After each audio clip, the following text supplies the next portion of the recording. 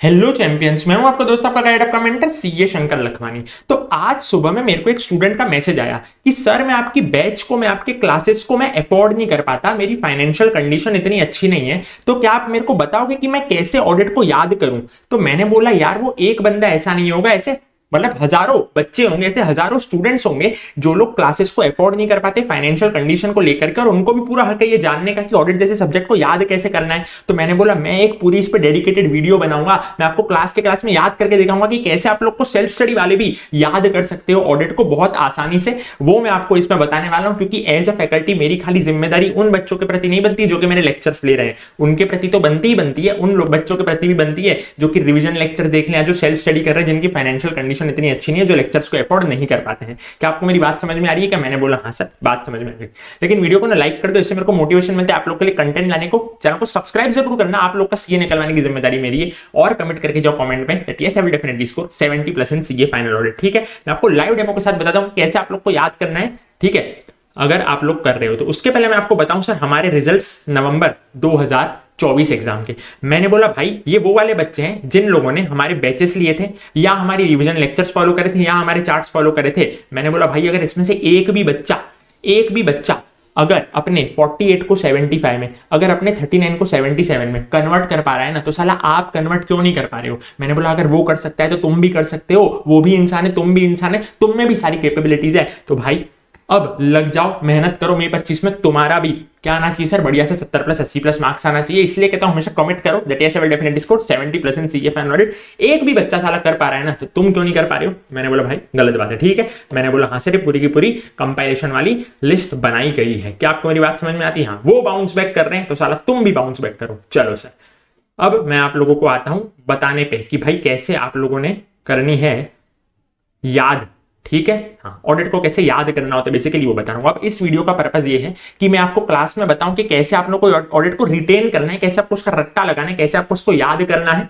मैं यहाँ पे समझा नहीं रहा हूं ये पर्टिकुलर वीडियो में, लेक्चर्स में अपन समझते हैं, लेकिन इस पर्टिकुलर वीडियो का पर्पस नहीं है समझना, इसमें आपको याद कैसे करना है वो मैं आपको बताने वाला हूं। तो भाई वीडियो को एंड तक देखना। लाइक नहीं कर रहे हो ना अभी, मेरे को नहीं पता भाई तुम क्या ही कर रहे हो, समझ। क्वेश्चन नंबर 3, क्वेश्चन नंबर 4, दो मैं आपको रटवा के दिखाऊंगा। पहले जानना है बहुत जरूरी होता है ऑडिट में कि भाई क्या चीजें अपने को वर्ड टू वर्ड करनी होती है और क्या चीजों में खाली कीवर्ड लिख के मार्क्स चल जाते हैं। ठीक है, क्योंकि वहां पे एग्जामिनर को मॉडल सोल्यूशन मिलता है ना, उसमें क्या चीजें होती है। मैंने बोला भाई बड़े ध्यान से समझना सर, ये मैंने लिखा है वर्ड टू वर्ड, ये मैंने लिखा है वर्ड टू वर्ड, ये मैंने लिखा है वर्ड टू वर्ड। देखो सर ये ना 4 हेडिंग है, ये तो तुमको वर्ड टू वर्ड याद करनी ही पड़ेगी। ये देखो ये स्टेप्स है, ये भी क्या है ना हेडिंग है, ये भी तुमको वर्ड टू वर्ड याद करनी पड़ेगी। फॉरेंसिक अकाउंटिंग के 2 मैंने बेसिकली क्वेश्चंस लिए फॉरेंसिक अकाउंटिंग चैप्टर से। ठीक है, हाँ। अब देखो ये है ना, ये ऐसे पॉइंट्स है जिसमें कोई प्रकार का एक्सप्लेनेशन नहीं है। जिन पॉइंट्स में कोई प्रकार का एक्सप्लेनेशन नहीं होता है ना, वो भी तुमको वर्ड टू वर्ड याद करने पड़ते हैं। क्लियर है? यानी इसमें तो तुम कोई भी कंजूसी नहीं कर पाती, ये तुमको वर्ड टू वर्ड करने पड़ेंगे। अब देखो ये लाइन है, ये लाइन में आपको खाली कीवर्ड के मार्क्स मिलते हैं। देखो ये अंदर का एक्सप्लेनेशन है, एक्सप्लेनेशन में आपको कीवर्ड के मार्क्स मिलते हैं। क्या आपको मेरी बात समझ में आ रही है? मैंने बोला हाँ। तो ये था अपना बाइफरकेशन कि क्या आपको वर्ड टू वर्ड याद करना है, क्या आपको कीवर्ड्स याद करने हैं। अब देखो sir question number 3, forensic accountant profession. तो पहले अपन ने समझ लिया क्वेश्चन को। हाँ सर, अब आते हैं अपन याद करने पे। ठीक है सर, देखो सर ये वाई कैटेगरी का टॉपिक है। मैंने बोला ना मैं क्लास वालों को XYZ देता हूं सर। हाँ सर XYZ देता हूं कि एक्स वाली चीजों को 3 बार रट्टा मारना, वाई वाली चीजों को 1-2 बार रट्टा मारना। वाई वाली चीजें मीडियोकर इंपॉर्टेंट होती है, डिस्क्रिप्टिव में भी आ सकती है, एमसीक्यू में भी आ सकती है। ठीक है, ये चार्ट्स तो आपको थोड़े दिन में फ्रीली टेलीग्राम चैनल पे अपलोड कर दिए जाएंगे, तो उसकी टेंशन मत लेना। चलो सर बड़े ध्यान से सुनना सर। सबसे क्या करना है ना मेरे को, देखो सर फॉरेंसिक अकाउंटेंट प्रोफेशनल क्या क्या करता है। मैंने बोला देखो इसका सबसे पहला कीवर्ड है बिजनेस इश्यूज। बिजनेस इश्यूज को क्या करता है? एनालाइज, इंटरप्रेट, समराइज, प्रेजेंट करता है। सर मैं इसमें से देखो ये 4 है ना, एनालाइज, इंटरप्रेट, समराइज, प्रेजेंट, इसमें से 3 लिख लोगे चलेगा। हाँ सर वो कीवर्ड नहीं है। कीवर्ड क्या है sir? Business issues. Business issues को एनालाइज, इंटरप्रेट, समराइज करता है, बस इतना आपने देख लिया चलेगा। अब इसको ही बार बार दोहराना है कि बिजनेस इश्यूज को क्या करता है वो? Analyse, interpret, summarise. देखो एनालाइज, इंटरप्रेट, समराइज थोड़ा आगा पाछा हो गया तो चलेगा, लेकिन बिजनेस इश्यूज जो है वो उसको वर्ड दिखना चाहिए। ठीक है, फिर सीए कैसे प्रैक्टिस भी करता है, एम्प्लॉयमेंट में भी रहता है। तो ये जो अपना फॉरेंसिक अकाउंटेंट प्रोफेशनल है, ये भी डिक्टो का डिक्टो सर, ये प्रैक्टिस भी करता है, एम्प्लॉयमेंट में भी रहता है। क्लियर है सर? हाँ। अभी कौन इसको एम्प्लॉय करेगा? Insurance company, bank, police, government agency, वो काम का नहीं है सर, वो इतना इंपॉर्टेंट नहीं है। मेन मुद्दा क्या है? ये प्रैक्टिस भी करता है, एम्प्लॉयड भी रहता है। क्लियर है? हाँ सर। अब देखो फॉरेंसिक अकाउंटिंग सर्विसेज होती है। क्लास में अपन इसको 1-2 बार बोल के रट्टा मारेंगे ताकि आप लोग का जो मेहनत है घर पे वो कम हो जाए। ठीक है, ये अपन करते हैं बेसिकली क्लास में। ठीक है, समझने के बाद अपन ये रट्टा मारेंगे। देखो ये सारी चीजें forensic accounting services, basically forensic accountant professional जो होता है ना वो क्या करता है, वो इन गंदे कामों को पकड़ता है। क्या होते हैं सारे के सारे गंदे काम। सर इसका कुछ निमोनिक्स नहीं बना रहे हो, हर जगह मैं निमोनिक्स नहीं बनाऊंगा, कुछ कुछ जगह बनाऊंगा, कुछ कुछ जगह नहीं बनाऊंगा, नहीं तो तुम कंफ्यूज हो जाओगे। तो ये क्या है ना, गंदे काम पकड़ते हैं। सर गंदे काम कौन से होते हैं? फाइनेंशियल स्टेटमेंट मैनिपुलेशन करना, फंड डाइवर्जन करना, एंटी मनी लॉन्ड्रिंग के काम, आईबीसी के गंदे काम यानी सस्पिशियस ट्रांजैक्शंस अंडर आईबीसी, फिर रिलेटेड पार्टी ट्रांजैक्शन, सारे गंदे गंदे काम है। तो ये 6 में से तुमने कोई 4 याद रख लिए तो भी चल जाएगा, गंदे गंदे काम याद रखने। सर कैसे याद रख सकते हो? गंदे काम क्या होते हैं सर? फाइनेंशियल स्टेटमेंट को मैनिपुलेट करना। फाइनेंशियल स्टेटमेंट में किसकी बात होती है? रुपए की बातें होती है, रुपए की। फंड की बातें होती है तो फंड को डाइवर्जन करना, ठीक है। फिर 2 एक्ट अपन ने ले लिए, आईबीसी के गंदे काम, सस्पिशियस ट्रांजैक्शन, मनी लॉन्ड्रिंग के गंदे काम, एंटी मनी लॉन्ड्रिंग। बस हो गई अपनी। गंदे गंदे काम को पकड़ना फॉरेंसिक अकाउंटेंट की जिम्मेदारी होती है। क्लियर है? हाँ सर। अब फॉरेंसिक अकाउंटेंट प्रोफेशनल क्या करता है? मैंने बोला भाई सिंपल सी बात है, फ्रॉड को डिटेक्ट करता है, डिटेक्ट करके कंप्यूटर में डालता है ताकि अगली बार वो फ्रॉड प्रिवेंट हो जाए और अपन एक्सपर्ट बन जाए ये काम करने में। 4 पॉइंट हो गए अपने। हाँ, कहानी के टाइप में पढ़ लिया। हाँ, फ्रॉड डिटेक्शन, पहले वो डिटेक्ट करेगा, डिटेक्ट करके किधर डालेगा? कंप्यूटर में डालेगा, कंप्यूटर फॉरेंसिक्स, ठीक है। कंप्यूटर में उसने डाल दिए, क्यों डाल दिए? ताकि अगली बार वो फ्रॉड ना हो पाए, यानी फ्रॉड प्रिवेंशन करेगा और अपन इस काम में क्या बन जाएंगे सर? एक्सपर्ट बन जाएंगे, प्रोवाइडिंग एक्सपर्ट टेस्टिमोनी। ये 4 पॉइंट तुमको डिक्टो याद करने पड़ेंगे। हाँ सर, ये तो मेरे को वर्ड टू वर्ड याद करने पड़ेंगे जो क्लास में अपन बोल बोल के रट्टा करवाते हैं, ठीक है। हाँ, ये 4 मेरे को वर्ड टू वर्ड याद करने हैं। ये 4 मेरे को वर्ड टू वर्ड याद करने हैं। फ्रॉड डिटेक्शन क्या? ठीक है सर, वो क्या करा? उसको कंप्यूटर में डाला, डिटेक्ट करके कंप्यूटर फॉरेंसिक्स, ठीक है सर। ताकि अगली बार क्या होगा सर? प्रिवेंशन होगा, फ्रॉड प्रिवेंशन, ठीक है। और भाई साहब क्या करेंगे ना सर, ये काम करने में मैं एक्सपर्ट बन जाऊंगा। ऐसे करते करते डिटेक्शन, प्रिवेंशन, कंप्यूटर वगैरह करते करते तो क्या करूंगा मैं? एक्सपर्ट बन जाऊंगा, प्रोवाइडिंग एक्सपर्ट टेस्टिमोनी, ठीक है। अब अंदर का क्या एक्सप्लेनेशन, फ्रॉड डिटेक्ट कैसे करेंगे? मैंने बोला तुम कॉमन सेंस मानो ना, मेरे को कोई फ्रॉड को डिटेक्ट करना है तो मेरे को क्या चाहिए होता है? एविडेंस चाहिए होता है। तो मैं इन्वेस्टिगेट करूंगा एविडेंस, सिंपल सी बात है। मैंने बोला हाँ सर, पहला पॉइंट खत्म। कंप्यूटर फॉरेंसिक्स, इसके लिए मेरे को क्या चाहिए? कंप्यूटराइज्ड एप्लीकेशन चाहिए। मैंने बोला हाँ सर, अब एक सिंपल है ना भाई, डिटेक्ट करने के लिए तेरे को एविडेंस चाहिए, कंप्यूटर फॉरेंसिक्स करने के लिए तो कंप्यूटराइज्ड एप्लीकेशन चाहिए। भाई ये तो सिंपल है, समझ रहे हो? ये कीवर्ड्स पे ही आप लोग को फोकस करना है, आसपास की लैंग्वेज खुद से फ्रेम करोगे, उसमें थोड़ा ऊपर नीचे होगा तो चल जाएगा, ठीक है। मैं आपको बता रहा हूं आपको कैसे कीवर्ड्स को बार बार याद करना है और कैसे आपको मेन पॉइंट्स को याद करना है। मेन पॉइंट्स याद कराया मैंने आपको, ठीक है। फ्रॉड डिटेक्शन किया, कंप्यूटर में डाला, कंप्यूटर फॉरेंसिक्स, फ्रॉड को प्रिवेंट किया और मैं एक्सपर्ट बन गया, प्रोवाइडिंग एक्सपर्ट टेस्टिमोनी। अब ये देखो पहले 2 पॉइंट अपन ने किए, मैंने बोला हाँ। तीसरा क्या है ना, फ्रॉड प्रिवेंशन। अब फ्रॉड प्रिवेंशन 2 प्रकार से होता है। पहला प्रकार ये है कि मैं इंटरनल कंट्रोल को रिव्यू करूंगा।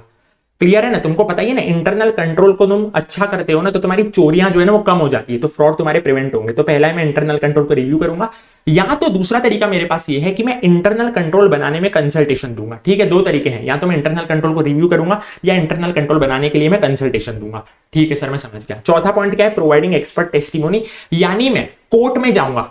मैं कोर्ट में जाऊंगा, पता है कोर्ट कचहरी में अपन खड़े रहते हैं, मैं गीता पे हाथ रख के कसम खाता हूं, मैंने बोला हाँ sir, testifying in court as expert witness. Testifying in court as expert witness, देखो ये इसका keyword, testifying in court as expert witness, ठीक है। अपन समझेंगे, ठीक है। ये मैं आपको रटवाने के लिए वीडियो बना रहा हूं, इधर मैं आपको समझा रहा नहीं हूं, इधर मैं बेसिकली आपको बता रहा हूं कि क्या चीजें रटनी है, कैसे रटनी है। Testifying in court as expert witness, इधर अपन ने याद किया प्रोवाइडिंग एक्सपर्ट टेस्टिमोनी, मैंने बोला हाँ। कोर्ट कचहरी में जाते ना, पता है मैं गीता पे हाथ रख के कसम खाता हूं कि मैं जो बोलूंगा सच बोलूंगा, सच के सिवा कुछ नहीं बोलूंगा। मैंने बोला हाँ सर, तो testifying in court as expert witness में एक्सपर्ट के रूप में जाऊं, ठीक है। हो गया अपना याद। मैंने बोला हाँ यार ये तो सिंपल था, फ्रॉड डिटेक्ट किया, साला कैसे डिटेक्ट किया मैंने? फ्रॉड हवा से किया क्या? नहीं सर, मेरे पास एविडेंस आया। कंप्यूटर फॉरेंसिक्स कैसे हुआ? मैंने बोला कंप्यूटराइज्ड एप्लीकेशन के द्वारा, उसमें मैंने डेटा डाला था। फ्रॉड प्रिवेंशन करने के लिए मेरे को इंटरनल कंट्रोल को या तो रिव्यू करना है या तो फिर मैं क्या करूंगा? कंसल्टेशन दूंगा इंटरनल कंट्रोल बनाने पे। और प्रोवाइडिंग एक्सपर्ट टेस्टिमोनी में मैं क्या करने वाला हूं भाई? कोर्ट कचहरी में जाऊंगा, गीता पे कसम रखूंगा, मतलब गीता पे हाथ रख के कसम खाऊंगा, testifying in court as expert witness. Clear है? अगला आता है प्रोसेस ऑफ फॉरेंसिक अकाउंटिंग, बहुत सुपर डुपर इंपॉर्टेंट है, तो इसको आपको कम से कम 3 बार याद करना पड़ेगा, ठीक है। हाँ सर। अब फॉरेंसिक अकाउंटिंग में क्या हुआ ना सर, बेसिकली समझो कांड हो गया। I-10 से पिया नाम की लड़की थी, उसको उड़ा दिया गया। और जब ड्राइवर से पूछा ना भाई कि भाई तू क्यों, मतलब कैसे तू गाड़ी चला रहा है रात को 12-1 बजे दारू पी के, तो उसके पास से आरसी बुक नहीं मिली जब उसका तपास वपास हुई। तो तुम बात समझ रहे हो क्या? फॉरेंसिक अकाउंटिंग क्यों हुआ? सब इसका कोई फॉरेंसिक अकाउंटिंग से लेना देना नहीं, ऐसी कहानी है ताकि अपने को याद रहे। फॉरेंसिक अकाउंटिंग क्यों होती है? गड़बड़ वाली चीजें, दया कुछ तो गड़बड़ है, गड़बड़ वाली चीजों में फॉरेंसिक होता है। हाँ सर, तो इधर क्या गड़बड़ हुई है? लड़की का मर्डर हुआ है, I-10 गाड़ी से पिया को मार दिया गया, पिया को उड़ा दिया गया। और जब ड्राइवर से पूछा तो उसके पास आरसी बुक नहीं थी। क्या तुमको बात समझ में आ रही है? कि मैंने बोला हाँ सर, I-10 से पिया को मारा, उसके पास आरसी बुक नहीं थी। तो फॉरेंसिक अकाउंटिंग में भी गड़बड़ होती है, मर्डर वाले केस में भी कुछ गड़बड़ है। I-10 यानी कि I for I-10, I for initialisation. पिया बोले तो P for plan, E for evidence, A for analysis. हो गया पिया अपना, प्लान एविडेंस एनालिसिस। हाँ, आरसी रिपोर्टिंग और कोर्ट प्रोसीडिंग्स। हो गया सर अपना? मैंने बोला हाँ सर, हो गया सर, समझ गए? हाँ सर। सर फॉरेंसिक अकाउंटिंग बोले तो गड़बड़, अब उससे कोई रिलेटेड स्टोरी मैं बना रहा हूं। I-10 से पिया को उड़ा के भैया पूछा आरसी किधर है भाई, वो जो ड्राइवर से उसने बोला नहीं भाई मेरे पास तो आरसी नहीं है, मैंने बोल दिया हाँ sir, done. Step 1 initialisation. Initialisation में बेसिकली मैं क्या करता हूँ, क्लाइंट को मीट करता हूँ। और भाई क्लाइंट कैसे हो भाई, मिलते नहीं हो भाई आजकल तुम, क्लाइंट को मैं मीट करता हूँ। क्लियर है मेरी बात को, मैंने बोला हाँ सर। अब ये जो है ना, ये आपका कीवर्ड है, ये देखेगा वो एग्जामिनर, मीट करता हूं मैं क्लाइंट को, ठीक है। अब बाकी का तुम अपने वर्ड्स में लिख सकते हो। क्लाइंट को मीट करके मैं कॉन्फ्लिक्ट के बारे में बात करूंगा कि भाई क्या दिक्कतें आ रही है, और मैं डिटेल्ड प्लान बनाने से पहले ऊपर ऊपर से प्रिलिमिनरी इन्वेस्टिगेशन कर लूंगा। इसमें थोड़ी सी ऊंच नीच होगी तो चलेगा, लेकिन याद क्या करना है भाई, क्लाइंट को मैं मीट करूंगा, डेवलप करूंगा, फिर मैं प्लान, पिया है ना, पिया प्लान एविडेंस एनालिसिस, ठीक है। I10 से किसको मारा था, पिया को मारा था। सेकंड पॉइंट पे था डेवलप प्लान। भाई प्लान, मैंने बोला भाई पता है इधर मैं क्लाइंट को मीट किया था, तो जो क्लाइंट को मैंने मीटिंग की थी ना, और पता है इधर मैंने प्रिलिमिनरी इन्वेस्टिगेशन किया था, तो जो मैंने इधर इनिशियल इन्वेस्टिगेशन करी थी ना, उससे जो मेरे को नॉलेज मिली ना, उसके हिसाब से मैं प्लान बनाऊंगा। ये बोल रहा है सेकंड पॉइंट। तुम समझ रहे हो क्या, जो यहाँ पे मैंने क्लाइंट को मीटिंग किया था, यानी क्लाइंट के साथ मैंने मीटिंग करी थी और प्रिलिमिनरी इन्वेस्टिगेशन बोले तो इनिशियल इन्वेस्टिगेशन की थी, उससे जो मेरे को नॉलेज मिली ना, उससे मैं प्लान बनाने वाला हूँ। ये बोलता है सर डेवलप प्लान। क्या तुमको बात समझ में आती है क्या, मैंने बोला सर कीवर्ड्स क्या है, क्लाइंट मीटिंग और इनिशियल इन्वेस्टिगेशन से जो मेरे को नॉलेज मिली, उससे मैं प्लान बनाऊंगा। बात समझ रहे हो क्या, मैंने बोला हाँ देखो कीवर्ड्स मैंने रेड में मार्क कर दिए। तीसरा क्या है, ऑब्टेन रेलेवेंट एविडेंस। अब एविडेंस बोले तो एविडेंस को तुम आम भाषा में क्या बोलते हो, डॉक्यूमेंट्स। तो मैंने बोला देखो सिंपल है, डॉक्यूमेंट्स को लोकेट करो, यानी पता करो डॉक्यूमेंट किधर है। डॉक्यूमेंट डिटेल्ड होनी चाहिए, डॉक्यूमेंट फॉल्सिफाइड नहीं होनी चाहिए। डिटेल्ड होनी चाहिए का मतलब है उसमें टाइप ऑफ फ्रॉड पता होना चाहिए, उसमें टाइप ऑफ फ्रॉड बताया होना चाहिए। बात समझ रहे हो क्या, 3 पॉइंट सर, 3 भाई बहुत आसान, बहुत आसान। एविडेंस क्या होता है, डॉक्यूमेंट, तो डॉक्यूमेंट को लोकेट करूंगा, पता करूंगा सारा डॉक्यूमेंट पड़ी किधर है, ठीक है। वो डॉक्यूमेंट डिटेल्ड होनी चाहिए और वो फॉल्सिफाइड नहीं होनी चाहिए, ठीक है। तो इन्वेस्टिगेटर ऐसे अलर्ट करेगा, मतलब इन्वेस्टिगेटर से चौकन्ना रहेगा कि कहीं डॉक्यूमेंट फॉल्सिफाइड तो नहीं है ना। क्लियर है, हाँ सर। और डिटेल्ड होनी चाहिए का क्या मतलब है, उसमें मेरे को टाइप ऑफ फ्रॉड पता होना चाहिए कि साला क्या हुआ है, मर्डर हुआ है, चोरी हुआ है। और फॉरेंसिक का मतलब मर्डर चोरी नहीं होता है, तो अपन अपनी मेमोरी ट्रिक में समझ रहे हैं। क्लियर है क्या, हाँ सर। स्टेप 4 परफॉर्म एनालिसिस, ये बहुत इंपॉर्टेंट है सर। कैसा एनालिसिस, यूएसपी वाला एनालिसिस। सर यूएसपी वाले 6 पॉइंट आप याद रख लोगे, इनफ हो जाएगा क्या, बिंदास तरीके से। यूयूएसएसपीपी, यूएसपी दोनों के 2-2 पॉइंट, यू के 2 पॉइंट, एस के 2 पॉइंट, पी के 2 पॉइंट, यूयूएसएसपीपी। देखो sir, utilising charts and graphics 1 point हो गया, यूटिलाइजिंग कंप्यूटराइज्ड एप्लीकेशंस दूसरा पॉइंट हो गया, ठीक है। पी क्या हो गया sir, performing PV calculations, PV यानी कि प्रेजेंट वैल्यू कैलकुलेशंस। क्लियर है, और परफॉर्मिंग ट्रेसिंग ऑफ एसेट्स, ठीक है, ये 2 पॉइंट हो गए। और summarising large number of transactions और सेंसिटिविटी एनालिसिस, साला यूयूपीपीएसएस दोनों के 2-2 पॉइंट कर दिए। अब इसको बार बार दोहराओ, 3 बार दोहराओ, हो जाएगा आपका। बात समझ रहे हो क्या, utilising charts and graphics, utilising charts and graphics, utilising charts and graphics, utilising charts and graphics, U. फिर दूसरा यू क्या है ना, utilising computerised applications, utilising computerised applications, utilising computerised applications, utilising computerised applications. बात समझ रहे हो, ये यू के 2 पॉइंट हो गए, चल बाजू रखा, हट। फिर पी के 2 पॉइंट, क्या किया, परफॉर्म किया ट्रेसिंग ऑफ एसेट्स, परफॉर्म किया पीवी कैलकुलेशन, परफॉर्म किया ट्रेसिंग ऑफ एसेट्स, परफॉर्म किया पीवी कैलकुलेशन। पीवी क्या होता है, प्रेजेंट वैल्यू, परफॉर्म किया ट्रेसिंग ऑफ एसेट्स, परफॉर्म किया पीवी कैलकुलेशन। और एस क्या होता है, summarising large number of transactions और sensitivity analysis, summarising large number of transaction, sensitivity analysis. अब इसका अलग से भी क्वेश्चन आ सकता है, क्लियर है क्या। और प्रोसेस ऑफ फॉरेंसिक अकाउंटिंग का तो अलग से क्वेश्चन बन ही सकता है। तो उसमें ऐसा नहीं होगा तुम खाली हेडिंग लिख के आओगे और आईसीए तुमको मार्क्स दे देगा, अंदर अपने वर्ड्स में लिख के आओगे मार्क्स दे देगा। मैंने बोला नहीं सर, अंदर तुमको ये कीवर्ड्स तो दिखाने पड़ेंगे ना मेरे भाई, ठीक है। तो ये मैं तुमको बता रहा हूं सर कि ये अंदर कीवर्ड्स तुम अपनी भाषा में लिख सकते हो बिंदास तरीके से। तुम जो कीवर्ड्स है वो लिख सकते हो, बाजू का जो कंटेंट है अपनी भाषा में लिख सकते हो। लेकिन देखो जैसे कि ये हो गया, तो ये तो तुमको वर्ड टू वर्ड याद करना ही पड़ेगा, ये वाला पॉइंट। तुमको बात समझ में आ रही है क्या, हाँ सर। पर अंदर तुम पूरा का पूरा इधर अपनी भाषा में नहीं लिख सकते, कीवर्ड तुमको दिखाना पड़ेगा तभी तुमको मार्क्स देगा। क्लियर है, हाँ। से एविडेंस का बोला ना 3 पॉइंट होते हैं, डॉक्यूमेंट्स मिलनी चाहिए, डिटेल्ड होनी चाहिए और फॉल्सिफाइड नहीं होनी चाहिए, ये 3 पॉइंट होते हैं, ठीक है। फिर वैसे ही आते हैं स्टेप नंबर 5 रिपोर्टिंग। अब रिपोर्टिंग बेसिकली मैंने जो कांड पकड़ा इसमें, उसकी जो हमको रिपोर्ट मिली उसमें क्या क्या होता है, मैंने बोला उसमें फाइंडिंग्स होती है कि साला तुमने इन्वेस्टिगेशन में क्या क्या पकड़ा, नेचर स्कोप होता है और इंप्रूवमेंट होता है। तुम रिकमेंड करते हो इंप्रूवमेंट की, तुम क्या इंप्रूव कर सकते हो, ठीक है। ये 3 चीज होती है रिपोर्टिंग में। अब बस इसको ही बार बार तुमको दोहराना है। क्लास में अपन क्या करने वाले, क्लास में पूरा पूरा समझेंगे, ठीक है, और फिर पूरा का पूरा याद करने की कोशिश करेंगे, कीवर्ड्स को ज्यादा फोकस करके बाकी चीजों को भी याद करेंगे। ये लाइन को मैं याद कराऊंगा लेकिन कीवर्ड्स पे अपना ज्यादा एम्फेसिस रहने वाला है। क्लियर है, हाँ सर, कीवर्ड्स पे ज्यादा एम्फेसिस रहने वाला है, मार्क्स उसके होते हैं। रिपोर्टिंग में क्या होगा, जो रिपोर्ट बनेगी उसमें फाइंडिंग्स होंगे, नेचर स्कोप होंगे, नेचर स्कोप ऑब्जेक्टिव वगैरह, और क्या होगा ना सर, इंप्रूवमेंट रिकमेंड की होगी ताकि फ्यूचर में ऐसा फ्रॉड ना होगा। क्या तुमको बात समझ में आ रही है क्या, मैंने बोला हाँ सर बात समझ में आ रही है। अंदर के कंटेंट के ये कीवर्ड्स के मार्क्स होते हैं, खाली हेडिंग के मार्क्स नहीं रहते। क्लियर है क्या। छठे में क्या करेंगे, कोर्ट प्रोसीडिंग्स। तो क्या करेंगे, बेसिकली कोर्ट को प्रेजेंट करेंगे, मतलब एविडेंस लेके जाएंगे कोर्ट में, ठीक है। और वापस से वही कि मैं गीता पे हाथ रख के कसम खाता हूं, यानी कि मैं डिस्क्राइब करूंगा उधर एविडेंस और मैं बताऊंगा कि कैसे मैंने चोर को पकड़ा, कैसे सस्पेक्ट आइडेंटिफाइड। क्लियर है, हाँ सर।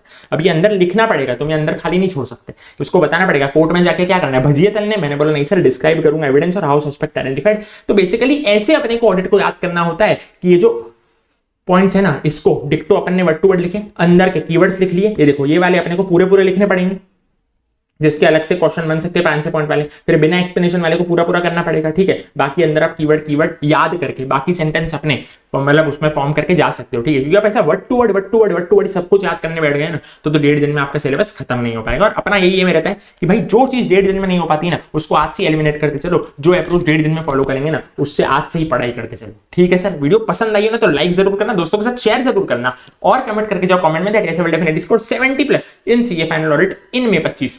तहलका मचाना साला फोड़ देंगे, ऑडिट में इस बार झंडे गाड़ के आएंगे। चलिए सर।